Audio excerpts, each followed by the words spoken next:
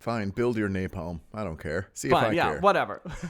Happy wife, happy life. Let her make the dirty bomb. Whatever. Yeah.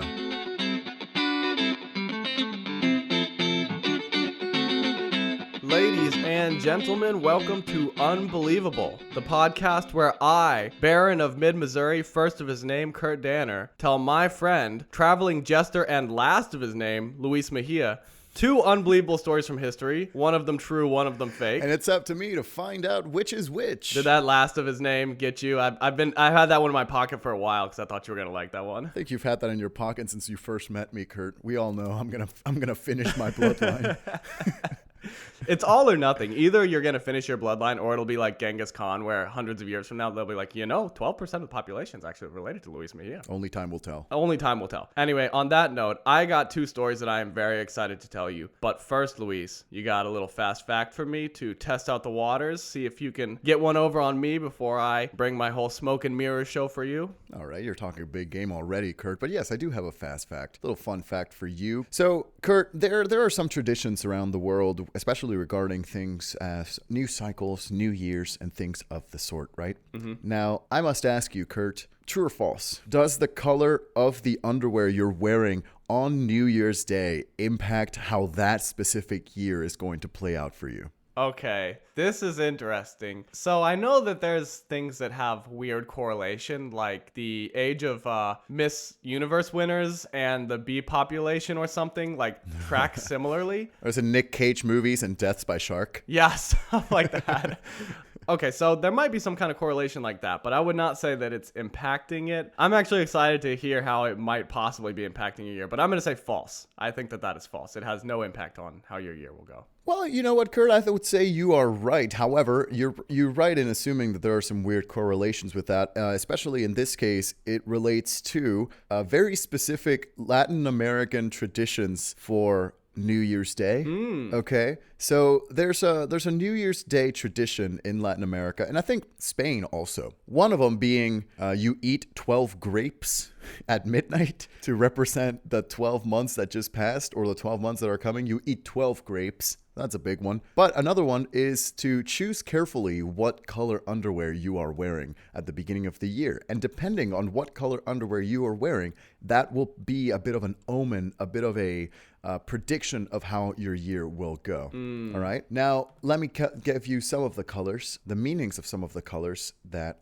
you can wear during New Year's. All right, Kurt, and I'm going to quiz you on this one. Okay. If you are wearing red underwear on New Year's Eve, what will that bring your year? Good luck. No, that's not it. That's bad. Well, yeah, you're wrong. It helps to attract love and also passion. Oh, I should have known that. Okay, now here's another chance. Yellow underwear, Kurt. What will that bring for your year? Okay, this one is good luck or perhaps also money, financial success. You are very correct, Kurt. It can attract prosperity, money, and abundance. Yeah. Is what yellow underwear abundance, will bring. Baby. Now, white underwear, Kurt. Grass stains. I mean, I think that's a little bit more common than these predictions. But it could be grass stains or also peace, hope, health, and harmony. Those are good too. What about black underwear, Kurt? Perseverance, determination. No. Well, firstly, it would be an underwear that you don't have to wash that often because you can't really see it. No grass stains. That's clever. Zero grass stains. Zero grass stains. But also, it represents luxury, power. Also, it supposedly will help you wake your sexuality up if you're wearing black Not the underwear. red ones. Wow, okay. No, well, okay. The red ones are for love and the black ones are for lust. Ooh, okay. And anyway, there's just a bunch of different colors that you should be wearing in your underwear to greet the new year.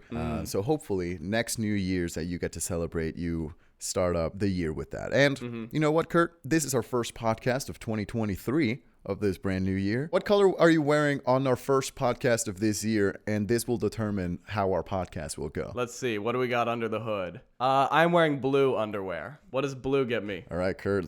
Blue underwear is related with rationality and balance, and it proves that projects get finished on time. I'm totally serious. That'll be helpful. And I'm currently wearing black underwear, Kurt, so you better watch out, baby. I'm feeling good. So now we know that this podcast is going to be one that's going to be well-balanced, very rational, very completed projects, but also very sexy. So, okay, no, I have a question for my residential underwear legend expert here. That's so me.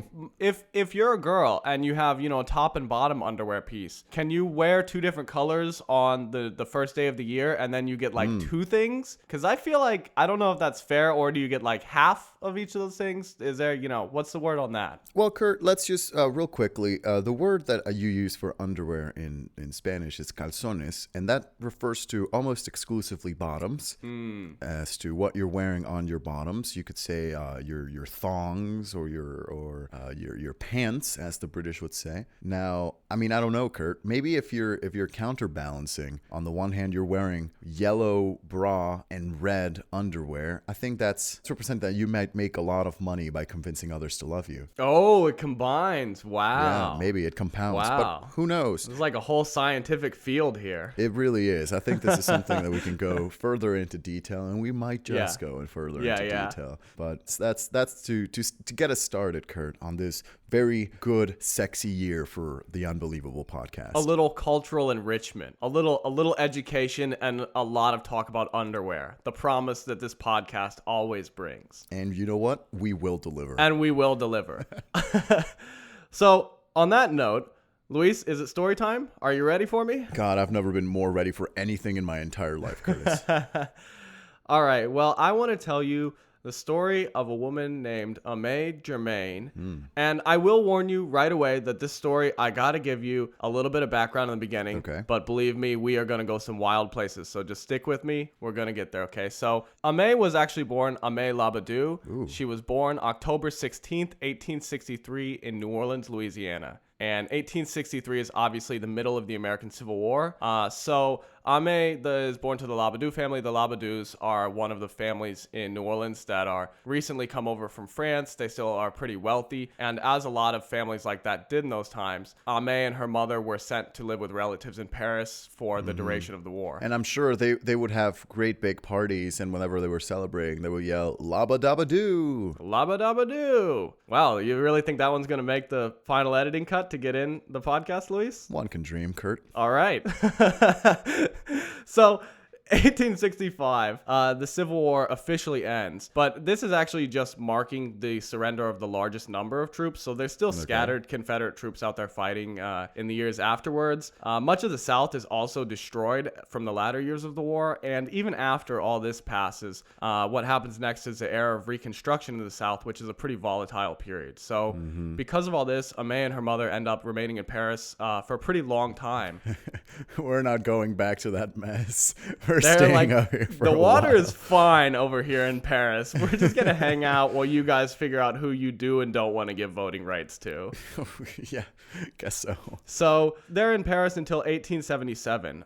When Aimée is 14, they return to New Orleans. So she basically grew up in France. And France in the 1870s and 80s went through kind of an interesting reconsidering of their education. So first, they're kind of asking these questions about what is the actual purpose of education and who do we think is actually deserving of an education. And these questions inevitably lead to education reform and better access for women in the lower classes to get education. So Aimée actually got a pretty good education while she was in France. She learned to read and write French. She learned about arts, literature, and culture. And she even had a couple basic classes where they taught some basic mathematics and like a class where she had a history of impactful scientific discoveries. So she's at least like aware of a lot of the scientific processes and things that people have discovered out there.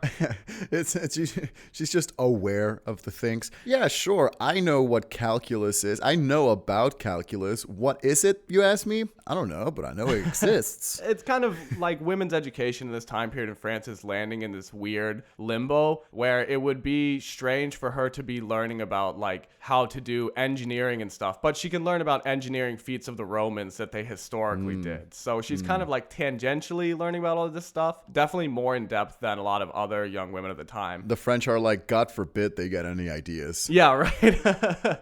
We don't want too much thinking, but you can be interested in the Romans.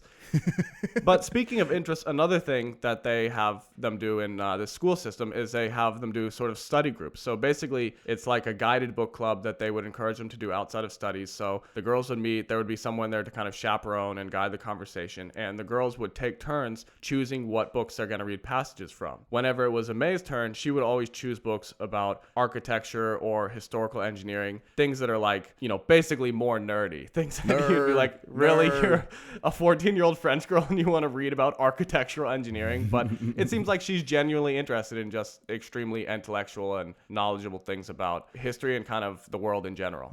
All that to say, when she's 14, she returns to New Orleans. It's 1877. And priority number one right away is Amé's debut. Oh, yes. Okay, and what is a debut? You may be wondering, Luis. So debuts are practiced in many cultures. They're intended to basically be both a rite of passage for women coming of age, but also a way of announcing that a young woman is ready to be married.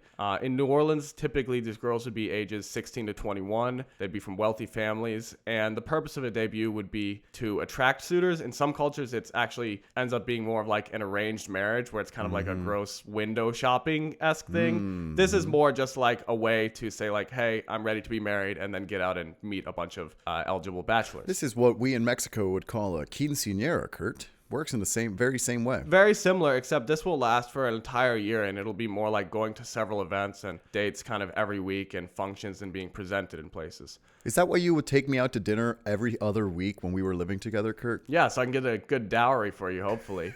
But as you'll notice, I was unsuccessful, so... Oh, surprised. Every week at the step of my room's door, there was just 3 slices of pizza and a glass of whiskey. I'm like, what is going on here? And I would hear just 3 knocks outside my window, and it's just this 3 dashing young men asking for my name. Asking for your hand. Yeah. I don't know if to what, marriage or a high five. Unclear. I was going to say, this story sounds really glamorous until you consider that we like lived in a neighborhood of Chicago. Yeah. Anyway, I don't know how we got off on this track. But priority number one is Amé's debut. So right away, they get to work on all the prep they can. She gets assigned a governess to teach her how to be a proper lady. Oh, yes. She starts attending tons and tons of functions. And again, this is all just prep. She's not even at the debut yet. So she's attending at this point like a minimum of 3 parties or social events a week, just kind of to build up her social brand. And this is the montage of the movie part. This is the montage, yeah. Yes, makeover montage. She enrolls at Newcomb College, which is a girls' college, and it's a lot less intellectual than what her studies in France were. Kind of the major things that they're giving courses at there are like home ec and arts and crafts related things. So there's really only, in the time that she's at Newcomb College, there's really only 2 things that interest Amé. One of them is learning languages, and this is because there's an interesting little detail about, much like how France is kind of in this weird limbo where they're like, you can't be an engineer, but you can learn about Roman engineering. Yeah. New Orleans is kind of still socializing women very much to sit quietly and look pretty, but they also want women to be cultured and have hobbies and interests. So it's kind of like that a woman could be interested in scrapbooking, but could not be a physicist. That's kind of where New Orleans is. It's like sit down, be quiet, but don't get bored because you might think of getting rights.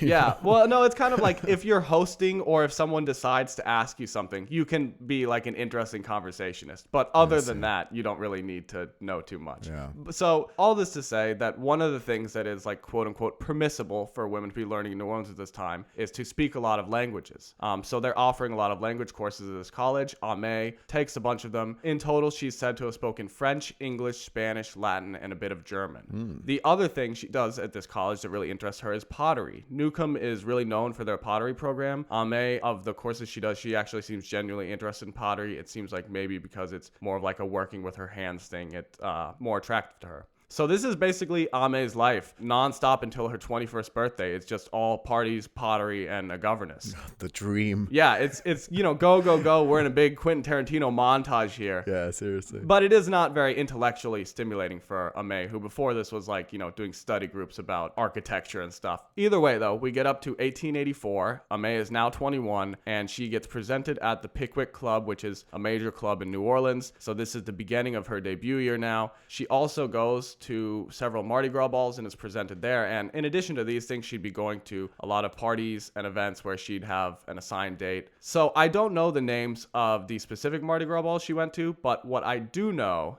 is that Mardi Gras balls have the wildest names. Okay. So pause our story. Ame's in her debut year. Pause that for a moment. Yeah. Luis, could I interest you in a little mini quiz to tell you some of these wild New Orleans carnival organization names? You already know I love me a good quiz on this podcast, Kurt. Okay, so I'm going to give you 5 questions. Each question will give you an option of one carnival ball organization. So the organizations, it's like the name of the organization, then their ball is named the same thing. So one is the name of the organization. The other is the name of a fictitious group from George R.R. Martin's A Song of Fire and Ice. Oh, geez, and you tell Kurt. me which is which, okay? You ready? Yeah, I think the best part of this is that I have not read any of George R.R. Martin's Song of Fire and Ice, and also I'd never watched Game of Thrones, and also I don't know anything about New Orleans, so I was going to say, you've also never been to a Mardi Gras ball, so we're just fully flying blind here. They really are. Okay, number 1, the Elves of Oberon or the Alchemist Guild. Okay, that's gotta be Game of Thrones. Elves of Oberon? Are you kidding me? No. You don't understand, Luis. Those are 2 options. One of them is a carnival ball. The other is Game of Thrones. The Elves of Oberon or the Alchemist Guild. One of those is a carnival ball. Okay, I'm gonna say the Alchemist Club because I feel like you can. Guild. Please. Sorry. I think there will be. I live in a town. I live in a city, and we like to refer to people as elves sometimes, or we did. I personally don't, because we respect the word elves. But I'm gonna say the Elves of Oberon is Louisiana, is Mardi Gras Club, and the Alchemist Guild, that's George R.R. Martin. You are correct. Ah, yes. All right, off to a good start. Okay, number 2, the Silent Sisters or the 12th Night Revelers. Okay. All right. The 12th Night Revelers. That's absolutely a Mardi Gras club. That is Mardi Gras. You are correct. Yeah. Okay. 2 for 2 here. Number 3, the Ancient Guild of Spicers or the Knights of Momus. The hell is this, Kurt? What is going on? These are definitely both George R. Martin. What was the Guild of Spicers? The Ancient Guild of Spicers or the Knights of Momus. Momus? Momus. M-O-M-U-S. Interesting. I'm going to say the Knights of Momus is George R. R. Martin. The Knights of Momus is a Mardi Gras organization. What the hell is a Momus? Who is Momus? Who is Momus, and why does he have his own guild? Okay, number 4, the Prophets of Persia or the Brotherhood of Winged Knights. Prophets of Persia has got to be Mardi Gras. Yeah, it is. That one's a little easy, but I couldn't resist letting you know that there's a Mardi Gras organization called the Prophets of Persia. Yeah, that sounds like a Lynyrd Skynyrd cover band. Okay, last one, and this one, Luis, is a doozy. So prepare yourself. Okay, number 5, the Barefoot Lambs or the High Priests of Mithras. Okay. Kurt, like I know that you're getting all of these from something, but these are all absolutely made up. Like, there's no way. The Prophets of Mithras? The Barefoot Lambs or the High Priests of Mithras. High Priest of Mithras. I'm gonna say the Barefoot Lambs is the Mardi Gras group. Incorrect. The High Priests of Mithras is the Mardi Gras organization. Okay, this both makes me believe that both George R. R. Martin and 1850s Louisiana, New Orleans families were all insane. Yeah. Well, I'll tell you of the other people I gave the quiz to, you did a lot better than some other people who went into it blindly. But I also just want to, for your own information, tell you that these are not like old organizations that died out. Many of these Mardi Gras balls still exist. Please tell me the Knights of Momus are still around. I will get back to you on the Knights of Momus.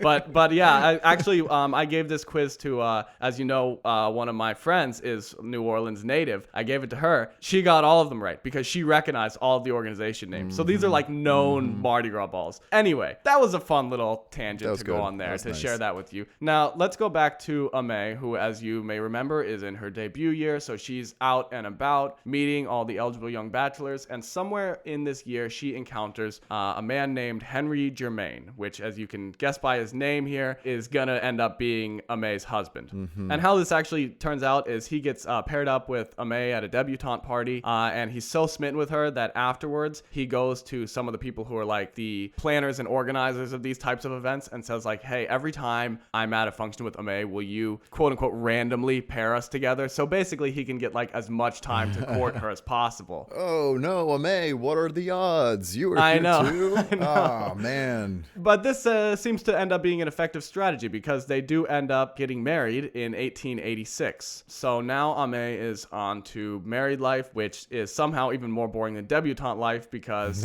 she's still not getting much intellectual sustenance, but now she doesn't even get to party. Ah, come on. So she's a little bit disenchanted with newly married life. She convinces her husband Henry to add a pottery studio to the house so that she can have a hobby. So he adds a large room to the house. They order a whole bunch of crates of materials and pottery equipment. But what Ame does not tell her husband is that a bunch of the things that she ordered, both tools and materials, have absolutely nothing to do with pottery. Because in addition to being a pottery studio, it also is going to double as sort of a pseudo secretive workshop. Yeah. Not explicitly secretive, but this kind of thing of like women working on things would be frowned upon in this time. So she's not really advertising that fact. She's working on a time bomb, like on a pipe bomb, and everyone's wondering, like, what is that, Ame? Oh, it's just a nice clay pot. Couldn't be a pipe bomb. No, not me. No, never. A dirty bomb.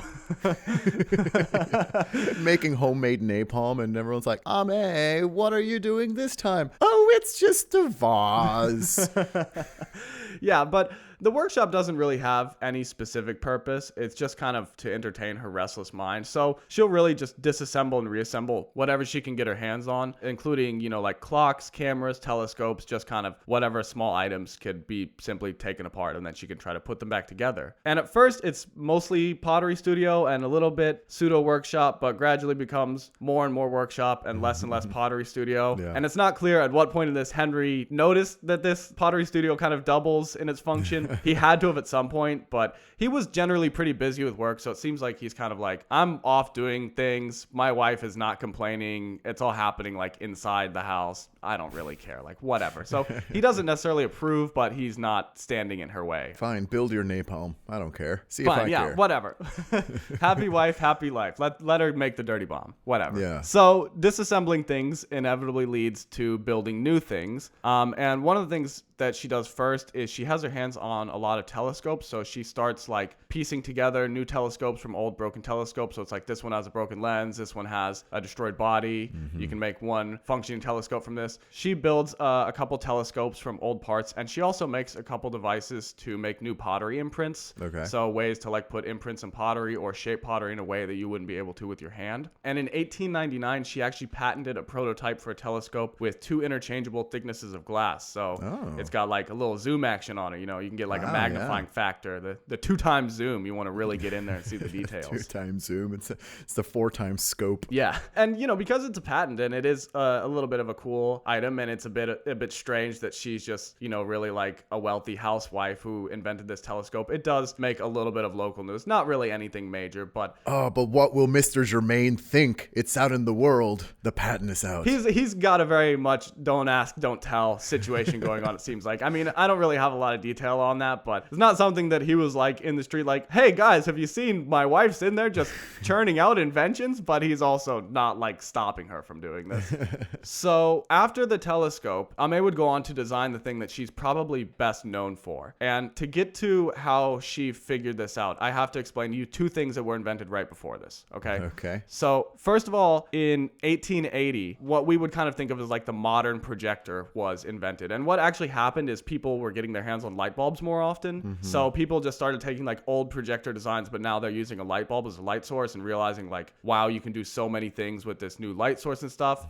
And so they're starting to design more intelligent projectors with like sturdier pieces and glass lenses and stuff. So one of the things that Ame does, this is 1880, about 10 years later in 1890, they're a lot more commonplace. So she has like some projectors and the glass lenses that she's tinkering around with. Also in 1888, Kodak began selling their first camera using celluloid film. Okay. So before that, film would be on like paper or on a plate. Celluloid film is just a lot sturdier. It needs a lot less sensitive light conditions. So there's a lot more things you can do with that too. So Ame also has one of these cameras that she's messing around with. Presumably her thought process here is that new projectors and new cameras basically are using the same set of parts. Like if you disassembled them, you would have the same components, but they're just arranged in a different way. They also have sort of opposite functions too, that like one is taking in light to imprint it onto a negative through a lens. The other is projecting light through a negative to be projected out through a lens. So she thinks maybe there's some sort of way that you could build like one device that could interchangeably do both of these things. In 1892, Ame creates design plans for an interchangeable lens so it can be used on a device that would be a camera or projector. So she's just drawn up design plans, but the idea would be you would have this photography camera, you can take a picture with it, and then you can exchange some parts, and now it can project the picture through the same negative. Oh, cool. So she builds a little prototype of an interchangeable lens mount because obviously you would need to change the lens. And then she builds a second prototype of a modifiable light bulb housing. So she has these two prototypes and her design plans. At this point, Ame becomes actually even more locally famous for her inventions because this one, she doesn't have a patent on it, but it's just kind of exciting because cameras are a very new thing and people already know of her from the telescope and they're like, wow, this one actually could have some major repercussions. This is like a pretty clever idea. Okay, so this brings us to 1893. Good year. In the year 1893, good year, the Lumiere brothers came to New Orleans. Who are the Lumiere brothers? Okay, the Lumiere brothers were these two French brothers who worked in manufacturing photography equipment. They made really huge contributions to film and filmmaking, both in technology but in creative things they added. They basically did for film what the Wright brothers did for flight. So they kind of like created it but also shaped it in the early days. And fun fact, they were actually both talking, living candelabras. What? You ever seen Beauty and the Beast? It's the name of the talking candelabra. His name's Lumiere. Come on, Kurt. Okay. Evidently it has been too long since I have seen Beauty and the Beast. All right, Kurt. That joke was about to be a banger hit. Look, and other people out there laughed. It was too good for me. Okay. To all the other people, big kiss. As they say, he who laughs last clearly did not get the joke in the first place. So, that being said, so the Lumiere brothers in 1889, the Paris World's Fair happened in 1889, and so they're at the Paris World's Fair showing off their cutting-edge camera equipment. After the Paris World's Fair, as happened with many World's Fair, a lot of the exhibits started on this global tour where they would go to different cities to kind of continue showing off the advancements of their country. So the Lumiere brothers are on part of this global tour, which brings them to New Orleans in 1893, and Ame is a big fan of the Lumiere brothers. She's read about their camera inventions. They're kind of in the middle of their careers right now, so they haven't done all the cool stuff they're going to, but they've done enough that she's like I said, a little bit of a fan of them. Yeah. She writes to them asking for a chance to show them her prototype and if they're interested in meeting her, and to her surprise, they respond. So in late 1893, the Lumiere brothers visit Ame's workshop. They're very impressed and intrigued by the prototype. They ask if they can take the light bulb housing prototype, remember one of the prototypes is a modifiable light bulb housing, back to their lab in France to study it. She agrees. Never trust that. Never trust that. Oh, those deceiving French. They take the prototype. No. They leave. She never hears from them again. She never receives her prototype back. And so this is in 1893. In 1895, the Lumiere brothers developed the first video camera. And on the video camera, so one important distinction between a photography camera and a video camera is that for photography, the camera's shutter only has to open and close one time, but for video, it has to do it many times in a second. So you need just a sturdier camera for this. The same tech that was used on the modifiable light bulb housing to make it where it was sturdy but still could be interchanged, similar ideas were applied to the housing of the shutter on the Lumiere brothers video camera. Took a Mace idea. Oh, Yeah, it seems to be man. a lot similar to Amay's idea, or at least her design. After this, Amay continued to work on projectors, but she did not have any other major inventions. She got a lot busier raising her children. Her husband passed away in 1901, and Amay passed away shortly after in 1902 at the age of 39. Oh, man. Their two sons were taken in by Henry's sister and her husband, and the one remaining prototype, the interchangeable lens mount, they buried with Amay. Whoa. This is the story that Michelle Germain grows up hearing about her great-great-grandmother, Amay Germain. So Michelle Germain is the great-great-granddaughter of Amay. Oh, sweet. We love it. We just did a huge time jump. I love Yeah, this. Act two. We're not done. Act two. We're not done. Oh, Act wow. 2. Now is where we're going to get wild, okay? Okay. Okay, so Michelle Germain, great-great-granddaughter of Amay. She's a journalism student at Newcomb in 1993, same university. She writes an essay about this family history that she knows about, this story that she's grown up hearing. Also, it's 1993, so it's the 100-year anniversary of Amay's meeting with the Lumiere brothers. Her essay gets published in the student newspaper in March of 1993, and a lot of readers are really vicariously angry on Amay's behalf that she never got any recognition or apology. Yeah. You know, people on one level are kind of like, they completely blatantly stole her thing and used it, and people on another level are like, they at least used her idea and never gave her any credit or recognition that it seems like she deserved. You know, she at least contributed to this in some form. Yes. So because of this anger, the story grows in popularity. It's reported on the local news, and now we get to a couple months down the road in June 1993. The story has gotten large enough that now the Lumiere brother advocates start coming forward. The Lumiere Twitter stands. Yeah, I mean, it's 1993, so there is no Twitter, but had there been Twitter, the Lumiere Twitter stands are coming out of the woodwork, baby. Are you Team Germain or are you Team Lumiere? I love it. Exactly. So they're saying they think that Michelle is embellishing or making up some of these details, or maybe she truly believes the story, but it's a family legend. It's a story that her family's made up, or maybe details have been lost or changed over time. But the Lumieres definitely did not steal any ideas. They were two very brilliant men. They had enough of ideas of their own. They did not need to take from anyone else. Allegedly.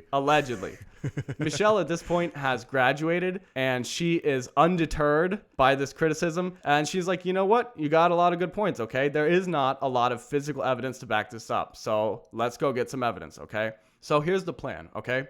Step 1. Can we prove the Lumiere brothers were in New Orleans in 1893? Yeah, we can prove that because there's publicly available surviving photographs and correspondence from their time in New Orleans. So they were definitely in New Orleans in 1893. Okay. Step 2. Can we prove the Lumieres met with Amay? The Lumiere family, who now in modern times is the Lumiere Toussaint family, says that they are not aware of any meeting with Amay taking place.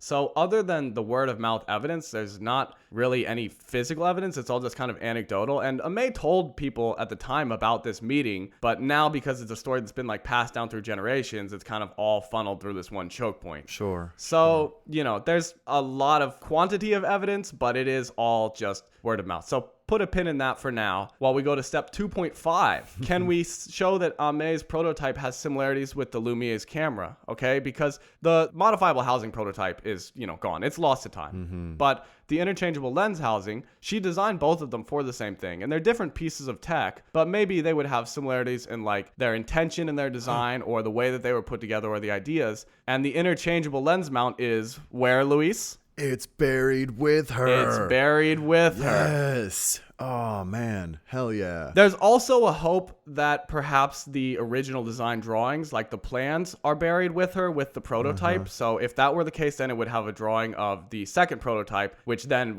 may have strong similarities to the original camera. This is looking so much more like a Scooby-Doo mystery. I love this. Okay, so in 1995, the city of New Orleans finally grants Michelle permission to exhume Amay Germain's casket. Yes. And drum roll, please. Yes. The casket is empty. What? Not like there's no prototype in it. Like no prototype, no body, no nothing in it. Oh, no. Uh-oh. Step 0. Oh. Can we prove Amay existed? Oh, what? No. We have no body. We have no prototype. There's no surviving copies of these local newspaper stories that she was, you know, like on page 5 in. There's no surviving photographs of her. There's no paintings of her. What? Okay. There's no birth certificate. Weirdly, there's no death certificate, which the city should definitely have.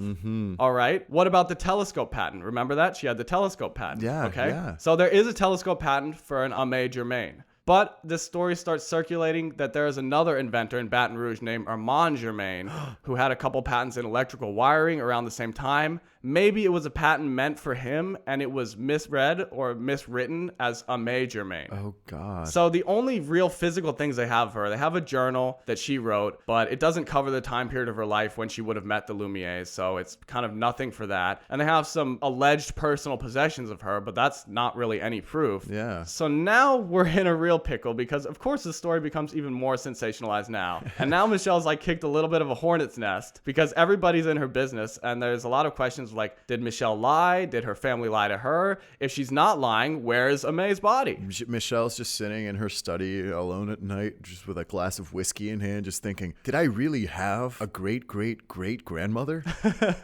Was this really worth the grade that I got on the essay I wrote for this class 2 years ago? This was a C+ level essay. Like, it wasn't that great, guys. Come on, calm down. Yeah. So, Luis, do you have any guesses, any solutions to this mystery at this point? The Lumiere brothers kidnapped Aimée Germain and took her back to France and told no one. She was the second prototype. She was the modifiable light bulb housing. She's in the camera. She was the second Lumiere brother this whole time. He was the second Lumiere. She was just saying she was what, Pierre Lumiere, with just the beard on and never spoke. And that's why the Lumiere Toussaint family is like being very coy about like, we're not aware of any meeting. Because Aimée was the Lumiere brothers. Yeah, they could not have met. It's the Germain Toussaint Lumiere family, but no one knows. No one really knows. It's like I went to during Christmas time, there was a Three Kings Day celebration. And here in Mexico, you have all the Three Kings come out, kind of like Santa at the mall. And you take pictures with the three kings, with the three wise men.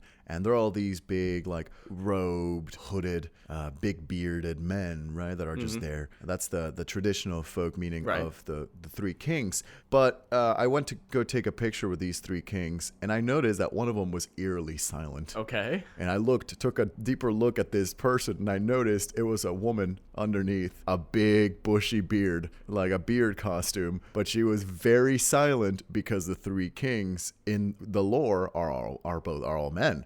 Right. So I guess they just had one of the municipal employees say, guys, one of our three kings dropped out. You have to go in there, Stephanie, and put on this beard and just be quiet. And that's what I'm thinking. It's a character role, Luis. Anyone can play it. You don't understand how well she plays King number 2.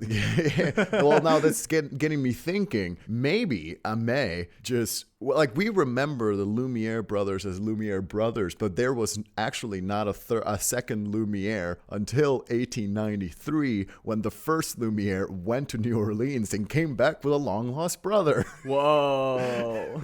Now, that's an essay that would give me a C+ in college. Okay, well, good guesses, Luis. Thank you. But I do know a man who has some answers. Oh. And this man enters the picture because this story now, when there's all the questions about have we caught the Germain family in a scandal, it gets large enough that it starts to reach some international ears. Yeah. Now enter Philippe Cadieux. Okay. And Philippe is a 32-year-old Frenchman. He's living in Paris, and he is the great-great-grandson of the stepson of Aimée. Okay. Okay, so what happened? How do we get in this situation? All right. So Henry, like I said, was kind of indifferent to the whole workshop thing, but his family strongly disapproved of this quote unquote lifestyle that Aimée has, because she's like working in a cluttered lab. She's like, it's presumably pretty dirty. She's meeting with these male academics and other men. She's allegedly neglecting her children. And she's not meeting her clay pot quota for the month. She is not meeting her clay pot quota for the month. They were like, whoa. We had it figured out with the pottery studio. When did we get on cameras? How is this studio so unkempt and yet all your clay is unutilized? Huh, Aimée? So, yeah, they think that this basically is not very ladylike, but I guess in their mind it's like severely not ladylike, because after Henry passes away in 1901, the Germain family made it clear to Aimée that they would not allow her to keep possession of her two sons. Whoa. And they also were not going to just financially support her indefinitely until she died. Whoa. So they offer her an unspecified amount of money to basically buy a boat ticket to Paris and get out. And that's what she does. After she leaves, they hold a mock funeral for her, and they never write write up a death certificate, evidently, which is why the city does not have one, and there's an empty casket buried in her grave. Whoa. So Aimée went to Paris, and after she returned to Paris, she ultimately married a man named Etienne Cadieux, who was a widower with 2 sons. She didn't end up creating another workshop, but she did become more interested in architecture and design, which, as you may remember, was one of the original things she studied in Paris. We're back. Between 1907 and 1913, she designed the fronts of several buildings in Paris suburbs, and she also left behind several drawings of some full buildings she had designed, and even like some partial models. She also drew several of her own dresses, and a couple of them she had sewn together, and there's some surviving pieces of that. She ultimately died in 1919 at the age of 56 from pneumonia, and she was buried in Belleville Cemetery. Interesting. As far, I mean, I don't think they checked, but I think this time they're like pretty certain she's pretty down certain there. that I guess given her happen. history, maybe they should look just in case.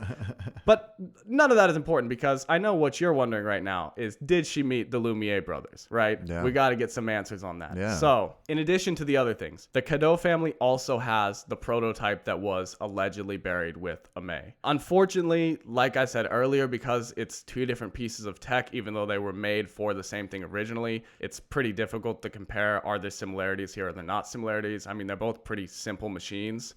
But more importantly than this, so as the Cadieux family heard the story from Aimée, not only did she meet with the Lumiere brothers, she also discussed with them her ideas about what could be possible given the capabilities of celluloid film and some of the other new camera technology, that possibly there could be a camera that could record a moving picture onto celluloid film. And the deal was supposed to be that they would take the prototype number 2 and they were going to return to New Orleans in a year or so, and then they would return it to her.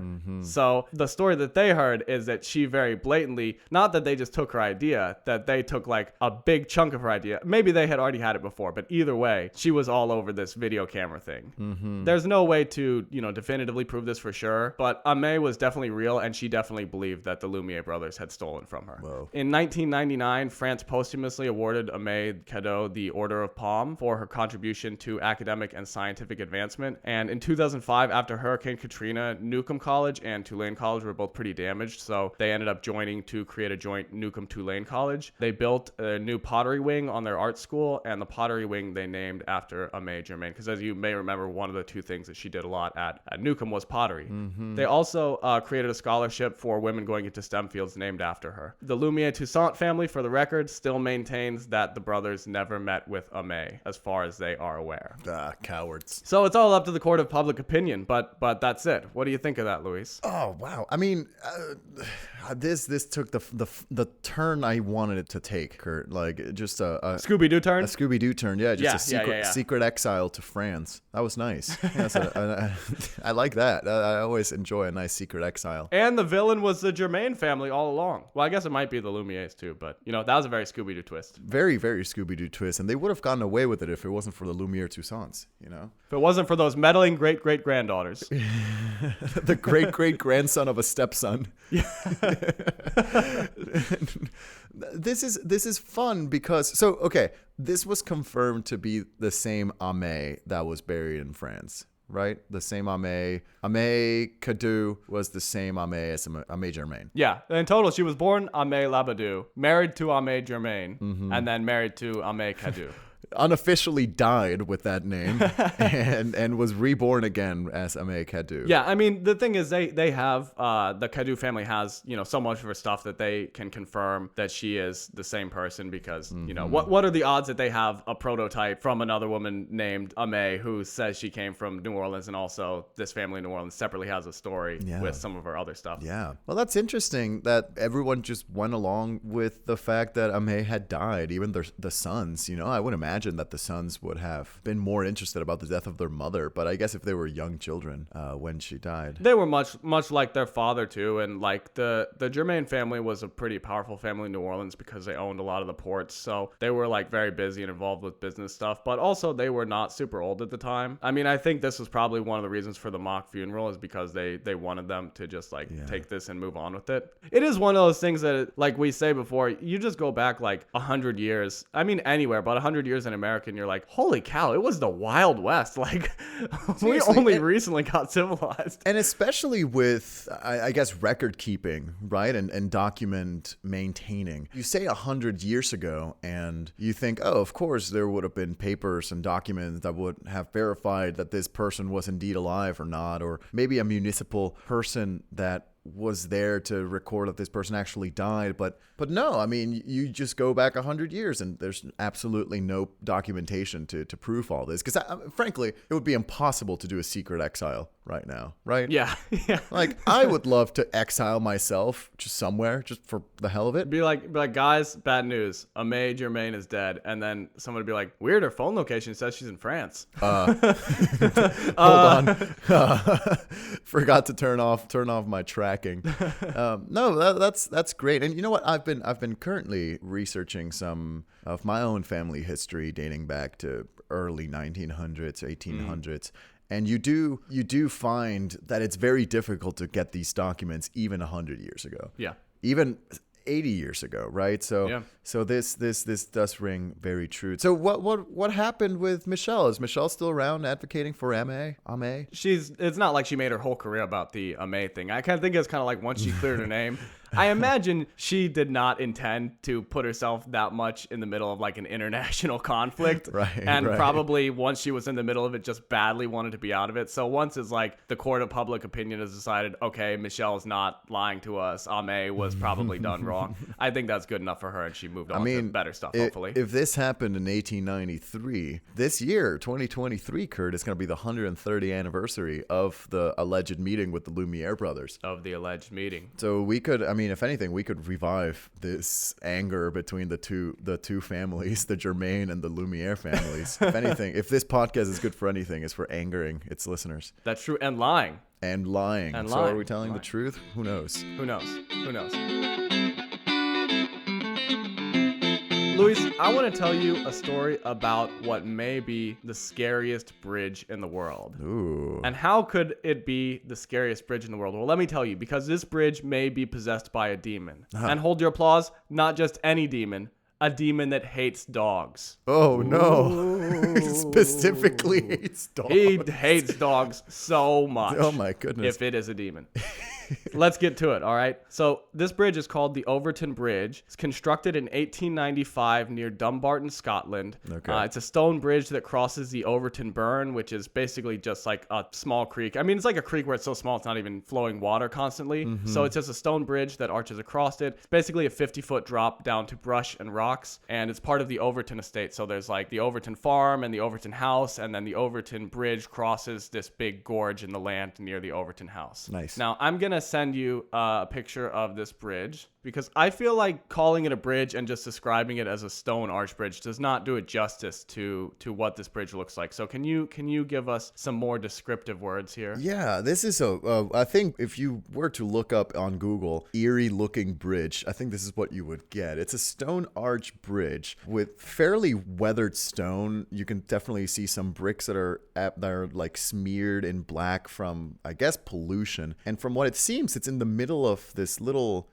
you could say, it's surrounded by brush. It's surrounded by trees that are kind of arching along with the bridge, and on top you kind of see these fortifications as if it was a castle. So it almost looks like the entrance to a castle. Yeah. And the pictures you sent me, Kurt, are in the daytime, but I can very much imagine this in like the fog of Scotland. Right. And we'll post this on the Instagram, but it's really a really beautiful bridge, but it does give some eerie feelings. Like, you don't want to be walking around here at 8 p.m. at night. It could be beautiful or spooky. It could be a very liminal space for sure. And you also commented that there's a lot of brush. So you'll see like on either side of the bridge, there's like a big tree line of brush as well, which is nice. So it kind of makes you feel like you're enclosed, but also probably makes it feel creepier if you're there. It's a very robust looking bridge. Like it's lack of a better word, it's a very girthy bridge, right? So it almost that makes it feel a little claustrophobic even. Yeah. So now we're going to fast forward to 1950, okay? And at this point in time, a lot of the land on the estate has become more public land. So the bridge now connects this major walking path. And around this time, dog walking becomes more common. So people start walking their dogs on this path and, of course, crossing the bridge. And this is the time period where the bridge receives its nickname, the Bridge of Death, or more depressingly, the Dog Suicide Bridge. Oh. I know.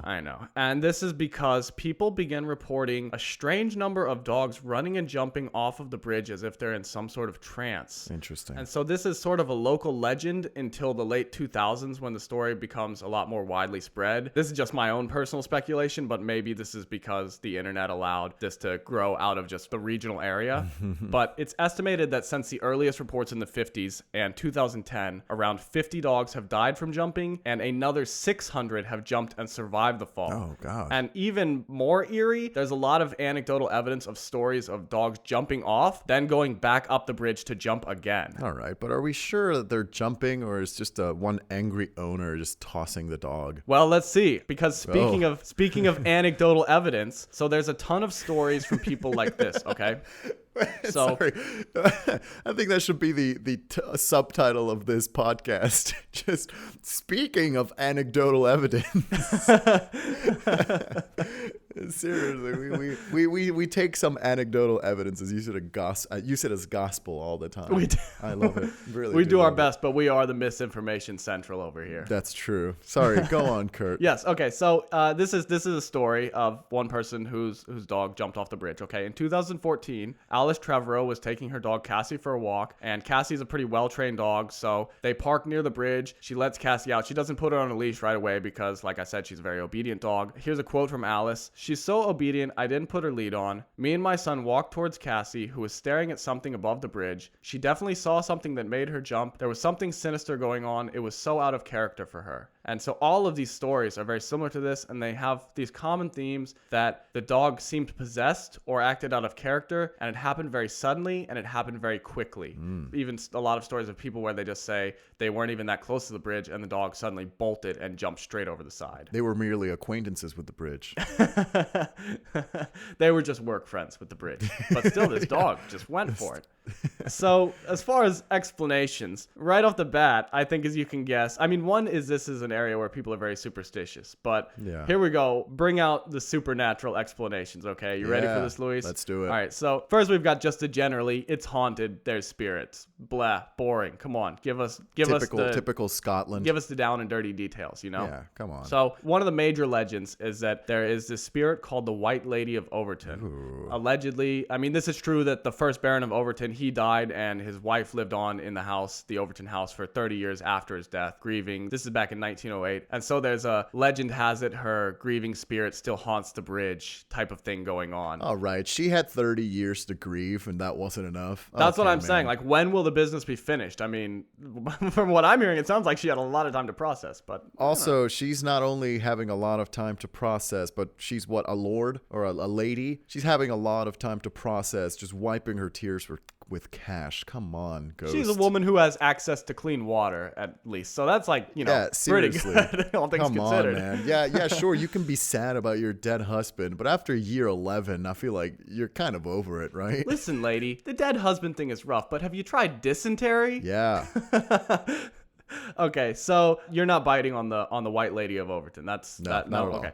All right, okay. No. Next theory here. Some locals believe that the bridge is a Celtic thin place. No. A thin place is a location where the fabric between heaven and earth is thinnest. So Okay. it means it's like the location where on earth where you're closest to heaven. And in this location, it's like a holy site where reality can be kind of altered. So what do you feeling? You vibing with the thin place, or what do we think? You know, I feel like I like that one more than the White Lady of Overton. I mean, what I'm wondering is why, of all places on earth, would this bridge be the thin place? You know, if anything, I feel like what else have you got going on in Overton that signify thin place, or is it just a vibe? Is it just a feeling? I'm glad you asked why this might be a thin place, Luis, because I know a man who maybe has some answers for you. Okay, do you now? Because supernatural theory number 3, as promised, demonic bridge possession. All right. Yes. Here we go, ladies and gentlemen. So in October 1994, a man named Kevin Moy threw his 2 2-week-old son, Aegon, off the bridge because he believed his son was the incarnation of the devil due to a satanic birthmark. This is already a good start. Yeah. Moy then attempted to kill himself by jumping off the bridge repeatedly, but the police arrived and detained him before he was successful. He said he chose the location because of its association with dark spirits going back to the Druidic days. So he's like, this is an ancient, dark, spiritual place. He was placed in a mental hospital and diagnosed with paranoid schizophrenia. Nice. Classic. But, you know, maybe he's got some mental issues and also has like a lot of knowledge of the Druidic days. You never know. He just a scholar in the Druids back then. Yeah. Well, quick question. I must ask you, Kurt. Didn't you say that this bridge was in the Overton estate? Like, this land belonging to other people, or is it just like common walking? Well, space? it's like I was saying that by the time we got to the 1950s, a lot of the estate has become more public land because before it was like, you know, it's out in the countryside of Scotland, so they're like, yeah, sure, we'll take this whole region. That's just our farm now. But then obviously once you get denser population, some things start to become more public land or sold off to other people. So yeah, the bridge is on like a walking path. Basically, it's like a park situation. Gotcha. Because I was just wondering, like, this guy just says, I got to throw my kid off a ledge, but where am I going to do it? I'm going to hop a fence onto the Overton estate, have them deal with it, and just toss my kid off the bridge. Also, he jumped repeatedly. Like, he was on attempt number 4 when the police arrived. Yeah, he cut his wrist too. I don't know what order this happened in, but he like more than once tried to jump off the bridge to kill himself, which is a really spooky detail given that there's just something about this bridge, man. Yeah, really. So anyway, he's in a paranoid hospital. Yeah. Okay. So those are our supernatural options. Now it's 2014, and it is time for science to try. Time for a scientific approach. Are you booing? You're booing science. I said woohoo, Kurt. Oh, boo! No, boo! Go back to the demon stuff. We like the demon possession better. Boo! Boo! Talk more about the thin place. Boo! Well, they like the older material. Anyway. So David Sands, he's a canine psychologist. He examines the bridge. Canine psychologist? Like he's a dog? You're telling me a canine did this psychology? Oh, no way. It sucks being a dog psychologist going up to this bridge. You get just this urge to jump. Canine psychology bridge examination is a bridge examining a canine who has a major in psychology. Whoa. So out of that process, 2 conclusions are drawn. Yes. Okay, 1, because dogs are not as tall as humans, and remember the thick tree line. How long have you known about this? You know what? The science, we give up on science. Back to the demon stuff. The science thing has not worked out. You mentioned dog psychology, and I said, I'm done. Now you've lost me. You weren't ready to move past the canine psychology. No, I never will be now, Kurt. Come on.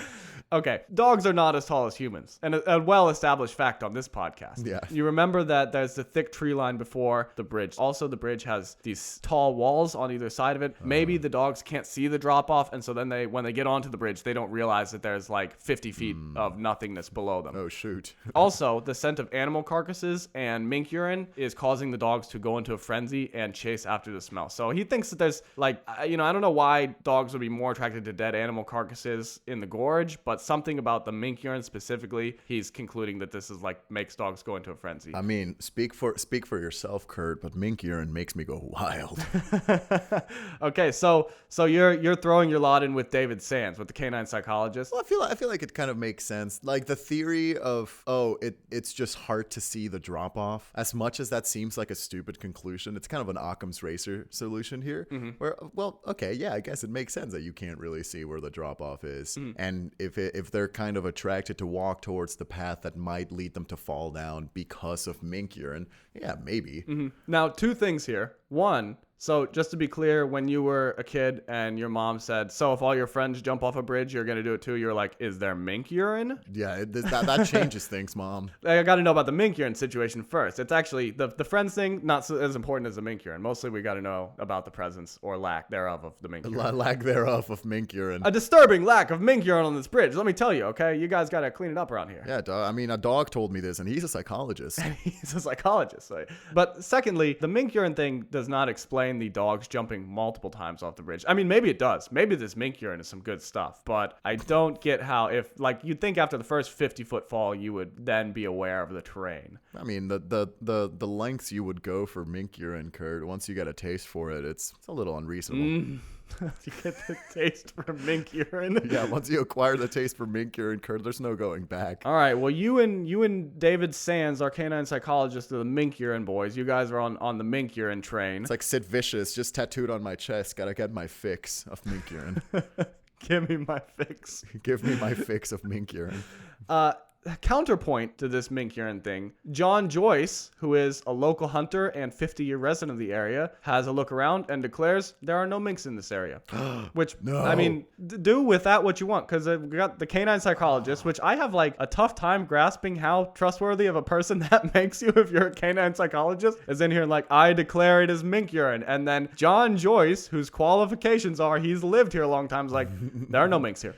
I looked around, couldn't find a mink. I'll tell you that. Counterpoint. Oh, no. Officer David Sexton from the Royal Society for the Protection of Birds, they're invested in this for some reason. He has a look around, and he reports that on the side of the bridge that's reportedly favored by the dogs, in some of the bushes, he finds nests of mice, squirrels, and minks. Nothing but minks. And then he goes further. They do a field test where they get 10 dogs, and they have a canister of mink scent and a canister of squirrel scent. And of the 10 dogs, 7 of them, quote, went straight for the mink scent, and many of them quite dramatically. Mm-hmm. So from that, they conclude, okay, it was probably the mink urine. Final theory, though. Oh, there's another one. For me, the mink urine thing does not check all the boxes because if you break down what their methodology was here, they just got 10 dogs, and they just said like 7 of them went to one thing instead of the other thing. And just because there are minks there doesn't mean that it's the mink urine causing this. And for me, the like tree line thing does not solve the why are they jumping multiple times. So I think there's a lot of good things to the mink urine theory, but for me, it's not definitive proof yet. You're not believing that minks have big enough bladders to provide enough urine for dogs to dive off of a bridge on the 600s. I'm not sold on the mink urine. I'm gonna need to see some peer-reviewed studies here. Coward. But here's the final theory, okay? So since this story is still a major story because there's not really a definitive answer, there was an interview with who are the current owners of the house, this couple named Bob and Melissa Hill. And so they lived in the house for 17 years. Remember, the Overton house is near the bridge, so it's like basically in view of it. Mm-hmm. They've seen numerous dogs jump in the time that they've lived there. Interesting. And Bob Hill, who is originally a pastor from Texas, so I'm gonna try to get a little Texas drawl on this. Okay. Yeah. He's a man who is familiar with some mink urine. According to him, let me tell you, okay, he is the mink urine aficionado. And he goes, the dogs catch the scent of mink, pine martens, or some other mammal, and then they'll jump on the wall of the bridge. Because it's tapered, they'll just topple over. So I don't know how intelligible that was for you, but basically he's like, I've seen dogs go wild for mink scent before. They can't see over the bridge. They just jump on the wall and jump up the bridge on the wall of it and flip over, and done deal. Huh. So he's a mink urine guy, you would think. But then he also says he believes that the house and the grounds have a spiritual and supernatural quality. So my man Bob Hill, pastor from Texas, is like, it's all of the above. Yeah, the mink urine making them go wild. Also, this place is dummy haunted. It's ghost minks. It's the ghost of the minks, the vengeful mink spirits. Oh my God! It's again. We're back to Scooby-Doo. You know, we're back to Scooby-Doo. We're back to Scooby-Doo. There's just this weird substance that's weirdly glowing, and everyone's like, "Oh, it's ghost ectoplasm," and someone else like, "Oh, this ectoplasm smells eerily of mink urine." So I mean, that's it, and it's still a mystery. And what the other mystery is that somehow people still are walking their dogs in this area off leash. All right, because this is like an area where people have well-trained dogs. So I don't understand why you wouldn't, like, okay, maybe we do know why, maybe we don't. Either way, we're not doing anything about the minks. So as far as I know, there's still dogs jumping off of this bridge. There's just very, very self-absorbed dog owners that see the sign that says, please keep your dog on a leash. There's a haunted bridge up ahead and your dog might jump off. And this really smug dog owner just says, oh, no, not my dog. You think my dog would jump off? You think my dog would bite at the scent of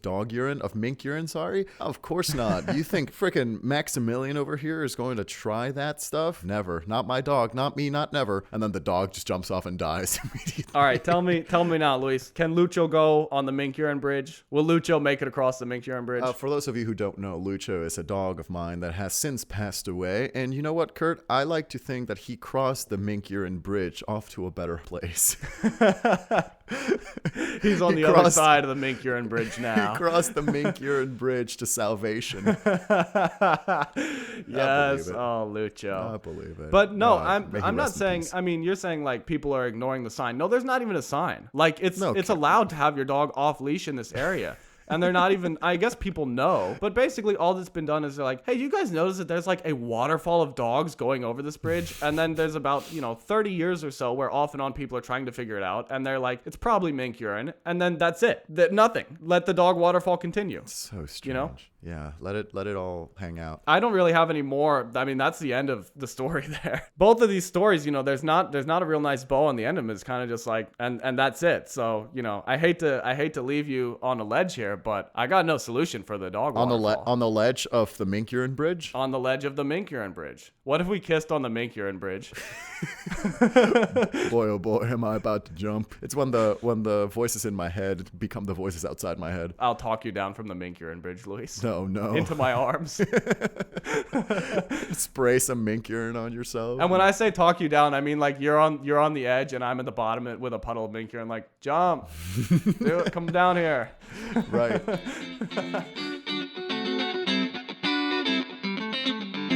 I guess it's time, Kurt, for our favorite part of this podcast, which is deliberation. All right, Kurt, remind me of the two stories, please. Yes, I told you about Aimée Germain, our inventive little French girl who patented a telescope and made some important camera/projector innovations and allegedly had her ideas stolen by the Lumiere brothers. Mm-hmm. And then I told you about the Overton Bridge, which may be possessed by a demon, may be haunted, or may be riddled with mink urine. There is no telling. Or all three. You never know. Maybe. What do you think, Luis? Oh, man. Well, yeah, I like these. Like you said, they're both Scooby-Doo mysteries. This is a Scooby-Doo episode. We're spooky boys today. I really enjoy both. When it comes to the second story, you have this nice tendency of telling folk tales, and I really enjoy it. I think it's your hometown speaking, flowing through you. But this is such like a nice classic folk tale from any town. Like any town has their forbidden bridge or their forbidden equivalent of something else, right? Like you don't go here at noon or else. It's one of the things that's like very innately human to have a bridge that may have a troll under it and you're not sure about it. Mm-hmm, that's like, as long as there have been humans, there's been people who are like, that bridge got a troll under it and I know it. That's exactly it. Exactly it. And so like you said, it's a very human thing to do this. So I can imagine this being built up. However, all this said, Curtis, I know that since you do know a bunch of these folk stories, you know the tropes of a good folk story. True. And that's what's kind of surprising me in this whole thing. Like, I know that you would be able to tell a good folk story if you needed it to. But I also know, with regards to the other story, that you do have great existing knowledge of New Orleans. I knew this was going to come up because one time I had a story that just had two French characters in it, and you were like, I'm all over this. It has to be it. Yeah, it has to be it. And you know what? Although you've played me before, not the French connection, the New Orleans connection to this whole thing. This seems like such a niche folk story, like something that you just know if you know about New Orleans or grew up around that area. By the way, not to mention my camera connection, since I work in film. That's true. Kurt does do that. So I've actually got the story at both ends. He knows the 24 frames lifestyle. Now, or sorry, 32. I don't know which one you'd like. But yeah, this is interesting, and I feel like that could potentially be a red herring, Kurt. However, I also think that you would have a lot of fun finding equivalents for Mardi Gras groups.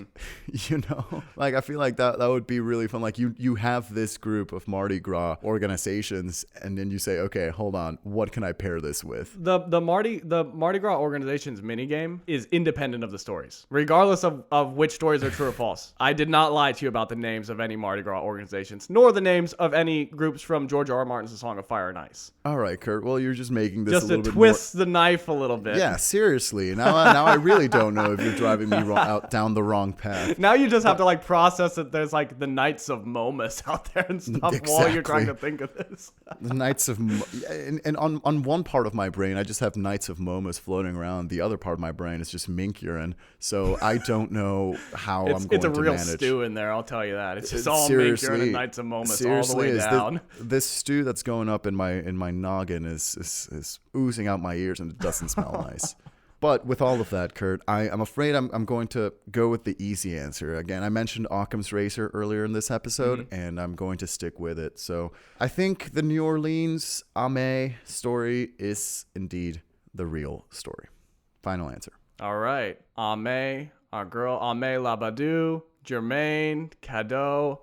Just get all the silent French consonants in there. Laba daba doo. Is a creation of my imagination. She is not real. No, Kurt. Oh, it feels so good to get this one. Oh man, I put so much in that story because you're right. I got a lot of New Orleans knowledge, but it exceeded even my knowledge. I mentioned earlier my New Orleans native friend. I had to ask her so much about debutante life and New Orleans traditions. But no, like I said, the Mardi Gras organizations are real. You know, no more slander to the Lumiere brothers. They invented the first video camera. Yeah, as far I as was know, about they to did not say steal because I feel like anything. this would have been like why would like in my brain I was just thinking why would you bring in the Lumiere brothers? You I know, like, why would I? What did they do? Because I know how to lie to you, Luis. Because we're on episode 26, 25, whatever, and I'm getting a little better here at least. I've got one back now. I was just like, what did my boys, the Lumiere, have to do with this whole thing? Seriously, and oh, I don't know, Kurt. I'm just angry.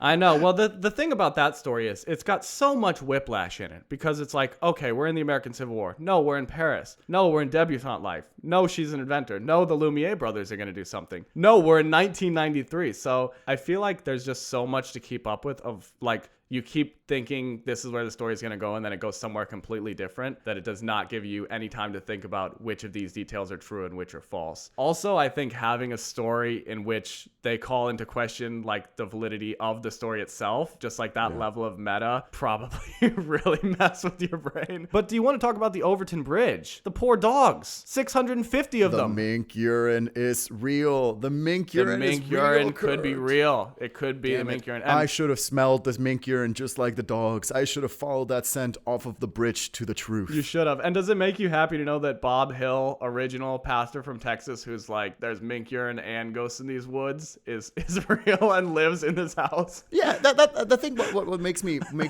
find that story so much funnier is how this belonged to a Scottish lord and now it belongs to a Texas man. Yeah. Like, that's incredible. That's amazing. Yeah, that's just such a weird cameo at the end that he's like, it's mink urine, I've seen it before. Gotta trust me. Probably not that. I'm familiar with I got the taste of mink urine and I know what it's like. Yeah, so that's very sad for the dogs. Genuinely, I wish someone would do something about that because like just put up a sign to keep your dog on a leash or something. At least the 50 feet, it seems like the majority of them survive the fall and even hopefully without much injury. So that's good, but it's weird. And I'm glad you brought up my dead dog, Kurt, because that dead dog was surprisingly smarter than all of us. None of us knew it because he put on this facade of being the dumbest living being alive. However, my dead dog, I feel like, would decipher if a demon was around. Lucho had knowledge of the spirit world, which that knowledge paralyzed him. And so he seemed like he was just always trapped, but really he's like dealing with knowledge that no mortal being should have. A quick context on my dead dog. He did have a lazy eye that looked absolutely to the far left of him. So no, it's his spirit plane eye. It's a spirit plane eye. He's got one eye looking forward to the real world and the other one looking to the underworld. Seriously. The other eye is watching death. Stared it straight in the eye and not flinching. Unblinking. Unblinking to death itself, my dead dog is. Oh, we love Lucho. We'll post a picture of Lucho too. We'll post a picture of Lucho. Stupid dead dog. Yes. So what does that bring our score to now, Luis? I'm very happy to get that one because I got to say the avalanche was starting. I could see the game slipping away from me, but now I think we're a little closer. I believe we're back to tied, Curtis. I was up ahead a little bit, 3-2, and now we are 3 even. 3-2 doesn't sound like much, but it's pretty hard for one of us to actually successfully fool the other. It seems a lot easier to be the guesser than the one telling the story. Yeah. But last episode you fooled me, so I was worried I was in for it. I had to pull out all the stops on Ame, Germaine, Labadou, Cadeau. If you want to hear more stories, and we promise not to talk about mink urine anymore, feel free to check us out. And if you enjoyed what you heard, tell your friends and family about it. We'll post the pictures from the episode on our social media. That's going to be on Instagram at UnbelievablePod and Twitter at UnbelievablePC. Thank you, everyone, for listening. And just before we go, Luis, if your mom asks you if you jump off a bridge, if your friends are doing it, what are you going to tell her? I'm going to ask her if there's mink urine, Mom. Good boy. All right, everyone, remember that. Thank you, and see you next time. Bye.